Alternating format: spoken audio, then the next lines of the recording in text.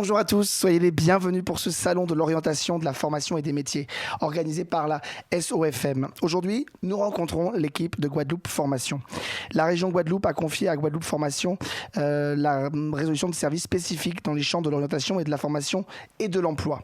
Son offre de services répond aux besoins d'information des publics sur toutes les questions relatives à la vie professionnelle et plus particulièrement sur le choix de l'orientation, à la recherche d'emploi, le changement de vie professionnelle et la création d'activités, le choix de la formation.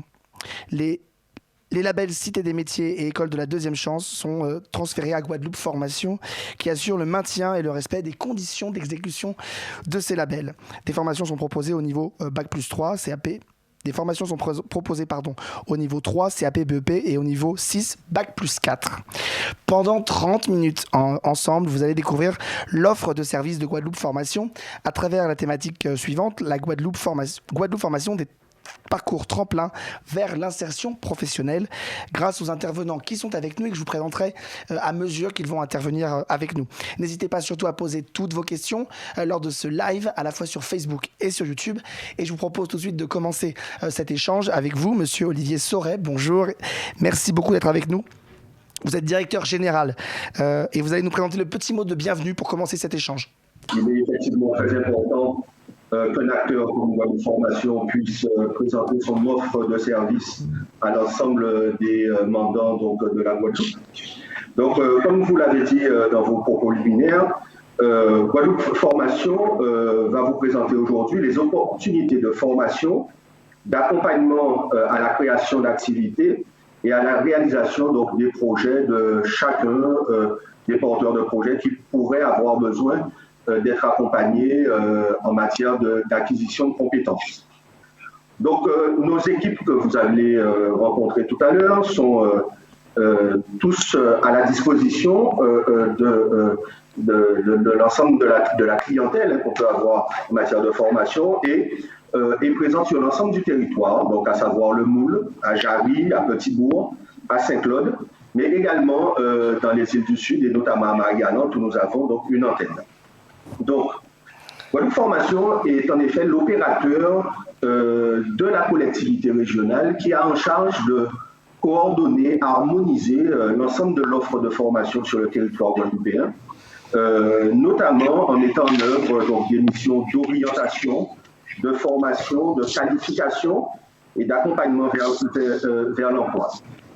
Au-delà de ces missions qui sont donc une offre de service, Guadeloupe Formation assure également pour le compte de la collectivité régionale le paiement, le versement de la rémunération des stagiaires de la formation professionnelle et à ce titre a mis en place une plateforme qui est performante justement pour pouvoir permettre de rétribuer les stagiaires pendant toute leur période de présence au sein des cycles de formation que nous proposons. Donc, Guadeloupe Formation est par ailleurs en charge du SPRO, le service public régional à l'orientation. En fait, il s'agit effectivement, lorsqu'on fait le choix de s'insérer à nouveau dans l'emploi, il faut pouvoir disposer d'une information qui soit gratuite, qui soit complète, qui soit objective, sur l'ensemble des métiers, les formations, les certifications, l'ensemble des débouchés et les différents niveaux de rémunération auxquels peuvent prétendre donc les différents stagiaires qui sortent de notre établissement. Donc pour ce faire, Guadeloupe Formation a vraiment mis en place des dispositifs qui permettent d'appréhender l'ensemble du besoin en matière de formation au niveau du territoire. Et à ce titre, elle s'adjoint donc les services de 2 labels de référence au niveau national, qui est le label de la Cité des métiers qui va avant toute chose donc apporter de l'information, du conseil, aider à l'orientation donc de l'ensemble des mandants, et le deuxième label qui est l'école régionale de la deuxième chance. Avec l'ensemble donc de ces savoir-faire, Guadeloupe Formation est capable d'accompagner tout le public guadeloupéen en partant des niveaux les plus faibles, je dirais, donc en démarrant sur des publics dans le cadre des missions de lutte contre l'illettrisme, jusqu'à la possibilité avec donc la Cité des métiers d'orienter vers les différents métiers et les différents parcours de formation, avec l'école régionale de la deuxième chance accompagner les jeunes et moins jeunes qui sont sortis du cursus de formation sans diplôme. Et dès lors, avec la formation professionnelle, leur donner accès à des formations qualifiantes, certifiantes également.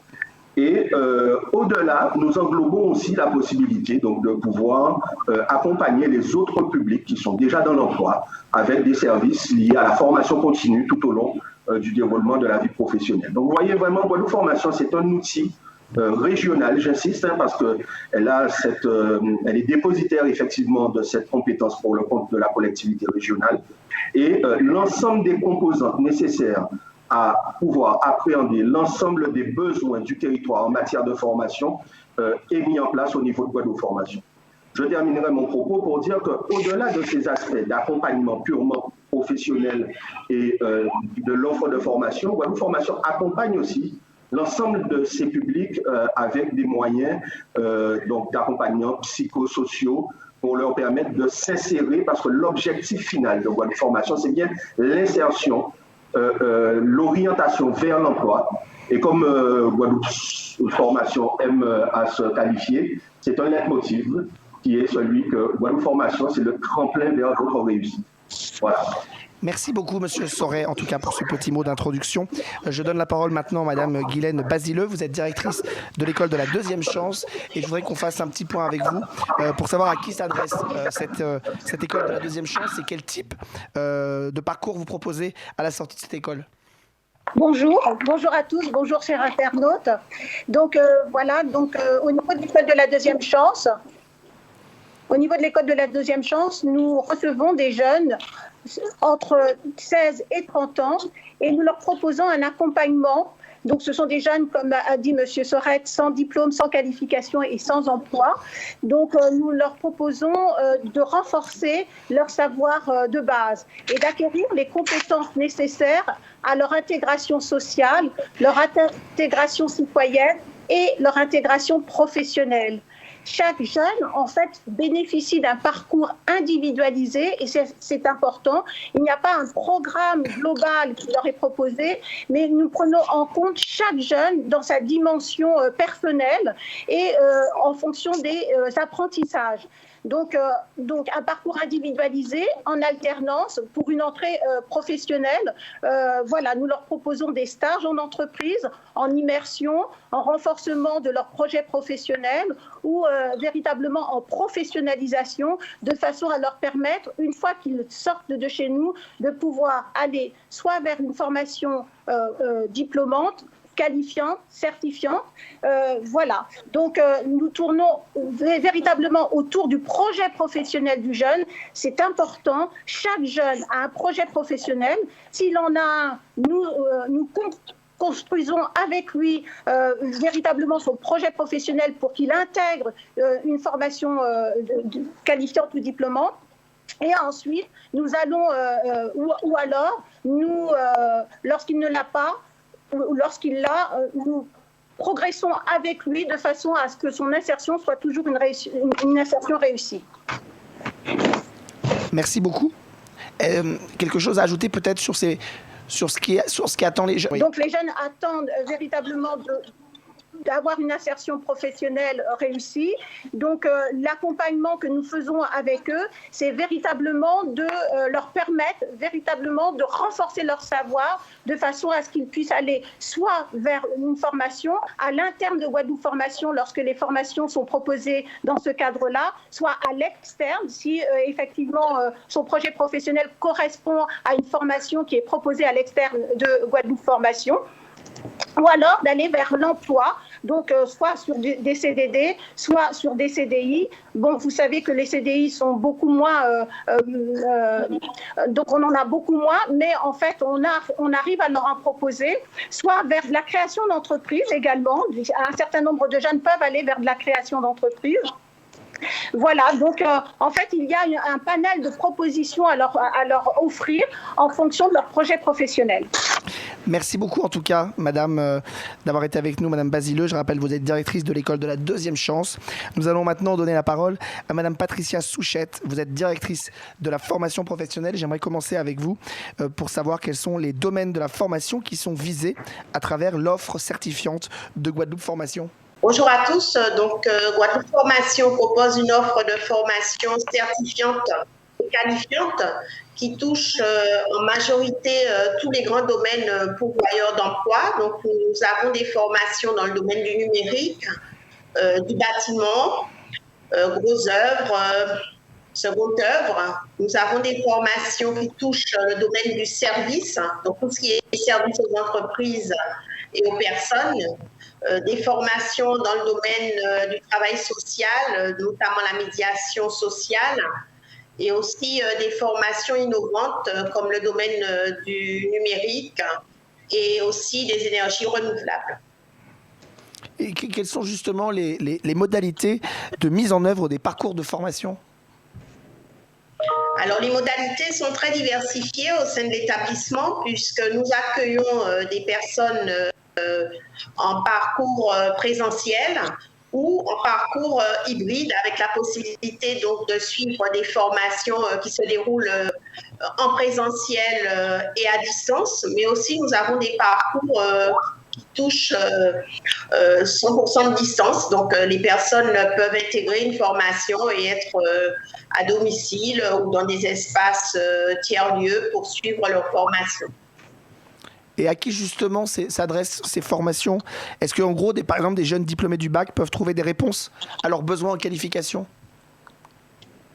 Alors, tous les publics peuvent trouver effectivement des réponses à leurs besoins en qualification puisque nos formations concernent des niveaux 3 jusqu'à des niveaux 6, donc bac plus 4. Donc, un jeune diplômé bac, effectivement, il peut intégrer un cursus de formation pour acquérir une formation de niveau bac plus 2 et poursuivre jusqu'à un niveau bac plus 4. Et alors justement, pour celles et ceux qui nous suivent, quelles sont les formalités qu'il faut accomplir pour intégrer une formation ? Alors, pour intégrer une formation chez nous, donc les personnes peuvent retirer un dossier d'inscription, donc soit aux différents points d'accueil de Guadeloupe Formation ou directement sur le site internet, donc www.guadeloupeformation.com. Et donc, ils peuvent retirer ce dossier de candidature qui va leur permettre ensuite de s'inscrire et de passer bien sûr des tests de sélection qui vont déterminer les prérequis de ces personnes, si elles sont suffisantes ou pas. Très bien, merci beaucoup en tout cas, Madame Souchette, directrice de la formation professionnelle. On passe tout de suite à notre intervenante, à notre prochaine intervenante, Madame Marie-Christine Navis. Vous êtes directrice de l'antenne de Marie-Galante. Est-ce que vous pouvez justement commencer par nous présenter cette antenne de Marie-Galante ? Oui, bonjour à tous. Alors, l'antenne de Marie-Galante de Guadeloupe Formation a vu le jour en 2014. Donc, au début, c'était une petite équipe de 7 personnes. Mais aujourd'hui, l'antenne s'est largement étendue puisque nous sommes 18. Et grâce justement à la confiance de la direction générale de Guadeloupe Formation, cette antenne a su grandir et diversifier, multiplier les initiatives, les projets, les collaborations. Aujourd'hui, à Marie-Galante, on doit pouvoir trouver tous les différents secteurs, tous les différents pôles de Guadeloupe Formation, notamment la formation professionnelle, bien sûr, la formation continue, les chantiers formation de la DRDI, le 2C, la Cité des métiers avec laquelle nous mettons en place des partenariats. Voilà un petit peu la présentation de l'antenne de Marie-Galante qui est située sur le territoire de Grandbourg, sur 2 sites. Le site de Tivoli, où nous mettons en place les actions du domaine du tertiaire, de la remise à niveau, etc. Et le site de Plouvogue, qui est plus consacré aux métiers de l'environnement et de l'agriculture. Et alors justement, est-ce que vous pouvez nous présenter un petit peu les parcours que vous proposez aux nouveaux bacheliers qui vont arriver ? Alors, nouveaux bacheliers, c'est beaucoup dire.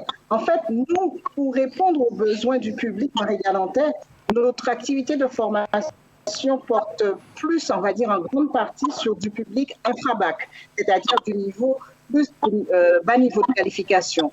Cependant, nous avons quelques actions de formation du niveau 4, du niveau bac, dans les domaines du tourisme, guide accompagnateur touristique, tertiaire, mais aussi du numérique et sanitaire et du social. On peut parler peut-être rapidement, si vous aviez des précisions à apporter justement sur les domaines de formation proposés. Là, on vient de voir un petit peu, donc c'est comment ces parcours vous proposiez, donc à la fois moins, on l'a bien compris, au niveau bachelier qu'aux interbac, mais les domaines de formation proposés, on peut donner quelques exemples peut-être? Alors oui, les domaines de formation que nous proposons à Marie-Galante, donc on travaille beaucoup sur les métiers du tourisme. Enfin, on travaillait cette année, ça va être un peu plus particulier, les métiers du tourisme, avec des formations comme guide accompagnateur tourisme, les métiers du sanitaire et du social, les métiers de l'informatique, la bureautique, le secrétariat, la comptabilité, le commerce et la distribution. Cette année, nous proposons un titre professionnel de chef de rayon, les métiers de l'agriculture, l'aménagement paysager, mais aussi nous intervenons surtout, je disais tout à l'heure, sur les compétences clés, la lutte contre l'illettrisme et aussi la création d'entreprises. On va continuer avec notre prochain intervenant, Monsieur Jérémy Ravillon. Vous êtes directeur par intérim de la Direction de la Recherche, du Développement et de l'Innovation, la DRDI. Vous allez nous parler évidemment du chantier formation. À qui ça s'adresse justement, ces chantiers formation, Monsieur Ravillon? Oui, bonjour aux internautes. Alors, la Direction de la Recherche, du Développement et de l'Innovation, nous mettons en place des chantiers écoles. Ces chantiers s'adressent particulièrement au public de bas niveau de qualification. Alors, les publics qui sont les plus éloignés de l'emploi, ça peut être des publics jeunes, publics seniors en reconversion, ça peut être aussi des personnes reconnues travailleurs handicapés, aussi des publics sous main de justice, enfin, tous ceux qui sont, j'allais dire, exclus du travail et de l'emploi. Donc, ce sont ces types de publics que nous recevons le plus souvent. Oui, ceux qui pourraient être laissés de côté, eh bien vous en occupez, vous les reprenez par la main pour les aider. Quelle plus-value justement pour ces gens qui seraient à l'intérieur de cet organisme, et quelle plus-value justement au niveau des stagiaires? Alors, la plus-value, elle est surtout dans l'accompagnement, les types d'accompagnement que nous proposons. Alors, c'est vrai que nous avons tout d'abord l'accompagnement social.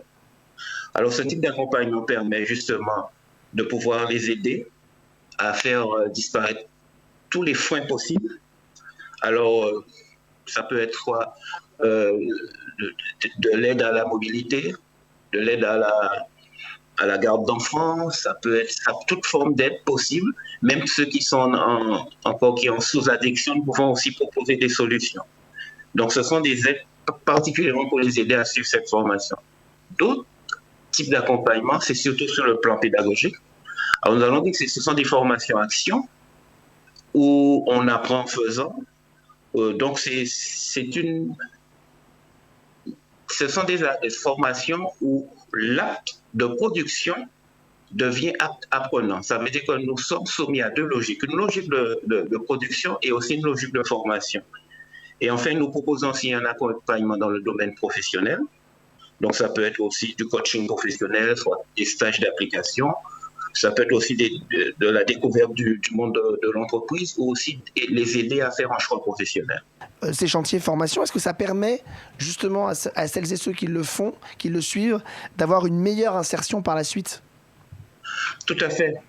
Parce que, comme je disais précédemment, ce type de formation permet justement d'être dans l'action. Donc, comment nous mettons en place ces formations? À partir d'un projet, c'est-à-dire lorsqu'un porteur de projet vient nous voir, nous partons des activités professionnelles pour pouvoir mettre en place le programme de formation. Et pendant tout au long du parcours de formation, le jeune acquiert non seulement un savoir-être parce qu'il est en situation professionnelle, il acquiert aussi des compétences, mais c'est surtout aussi, il acquiert de l'expérience. Et souvent, ces jeunes en sortant de ces formations sont très vite embauchés par les professionnels parce qu'ils ont vécu j'allais dire en situation le monde de l'entreprise et le monde professionnel. Merci beaucoup, Monsieur Ravillon, de nous avoir précisé un petit peu quels étaient les enjeux de ce chantier formation. Je voudrais passer enfin la parole à Madame Carole Jean-Charles. Vous êtes directrice du service insertion, emploi et accompagnement social. Merci beaucoup de vous être jointe à nous aujourd'hui. Comment sont accompagnés les stagiaires au cours de leur cursus, justement, au cœur de Guadeloupe Formation? Bonjour. Donc, dès le début de leur cursus à Guadeloupe Formation, les stagiaires bénéficient d'un accompagnement professionnel, d'un accompagnement social et aussi bénéficient d'une rémunération durant tout leur parcours à Guadeloupe Formation. Donc, cet accompagnement peut être soit individuel, soit collectif et sera réalisé donc, sous forme d'ateliers. Par exemple, nous organisons des ateliers sur des mises en situation d'entretien d'embauche, des CV, des lettres de motivation, sur l'estime de soi. Dans l'accompagnement social, eh bien, nous allons travailler sur la réduction des freins à l'insertion professionnelle et puis, bien sûr, comme je le disais, les stagiaires bénéficient de manière à pouvoir venir à suivre leur formation et bénéficier d'une rémunération. Mais alors justement, ces stagiaires qui sont amenés à faire, j'imagine, des périodes en entreprise, comment ça se passe? Est-ce que vous avez un réseau d'entreprises avec lesquelles vous travaillez qui leur permet effectivement de faciliter cette insertion dans les entreprises? Oui, alors nous bénéficions d'un réseau d'entreprises, de près de 2000 entreprises avec lesquelles nous travaillons régulièrement puisque nos stagiaires partent régulièrement en période de stage de 3 semaines à 1 mois, voire parfois un peu plus. Donc ce sont des entreprises, tout type de secteur d'activité confondu, tout type d'entreprise. Et nous faisons aussi de la prospection auprès des entreprises pour connaître leurs besoins, savoir sur quel métier ils souhaiteraient embaucher nos stagiaires ou alors les recevoir en stage. Et puis, bien sûr, nous avons des actions de mise en place, de fidélisation des entreprises, donc c'est-à-dire le tutorat, les rendez-vous de l'emploi, tout ceci vraiment pour fidéliser les entreprises avec Guadeloupe Formation. Alors, à la fin de leur formation, parce que là, on parle effectivement de formation, à la fin de leur formation, comment justement l'espace ressources emploi accompagne les stagiaires dans cette insertion professionnelle et surtout pendant combien de temps ils les accompagnent? Alors, à la fin de la formation, les stagiaires sont suivis pendant 6 mois. C'est-à-dire qu'au bout du 6e mois, nous allons les contacter pour connaître, pour savoir ce qu'ils sont devenus, ce qu'ils font, s'ils sont en emploi, s'ils sont, et savoir vraiment ce qu'ils sont devenus. Et puis, ça, c'est pour la partie de la formation professionnelle. Et pour le label E2C, les stagiaires sont suivis pendant 1 an. Donc, tous les 3 mois, nous devons les contacter afin de savoir ce qu'ils font. Pour terminer, en les accompagnant comme ça aussi longtemps, on l'a bien compris, sur 1 an, j'imagine que pour vous, il y a une question qui est centrale, qui est celle de l'employabilité, ou pas? Oui, bien sûr. Pendant tout le parcours du stagiaire à Guadeloupe Formation, nous mettons l'accent sur l'employabilité à travers les ateliers que nous mettons, à travers les ateliers et les entretiens que nous mettons à la disposition des stagiaires. Et voilà, donc les entreprises avec lesquels nous travaillons nous demandent surtout de travailler sur le savoir-être. Donc là, c'est vraiment un critère sur lequel nous nous penchons lorsque nous travaillons lorsque nous préparons les stagiaires au monde de l'entreprise. Merci beaucoup en tout cas d'avoir répondu à ces questions. Je me tourne vers Madame Ayé-Lévy Novivor. Vous êtes directrice de SICAREL, Centre linguistique de Guadeloupe Formation. Est-ce que vous pouvez nous présenter un petit peu en quelques mots rapidement ce que c'est que SICAREL et quelle langue les stagiaires peuvent apprendre au sein de votre centre linguistique? Oui, exactement. C'est le pôle de langue de Guadeloupe Formation, donc le Centre international de Guadeloupe pour une approche régionale des langues. Nous proposons effectivement une offre de plusieurs langues. Nous proposons notamment l'anglais, le français langue étrangère, l'espagnol, l'allemand, l'italien, le créole également le langue des signes. Et en termes d'activité, donc la préparation au TOEIC, l'activité langue du tourisme, l'activité anglais dans le cadre d'une VRE ou dans cette activité très spécifique. Donc, nous travaillons effectivement sur la pédagogie, sur les compétences essentielles qui sont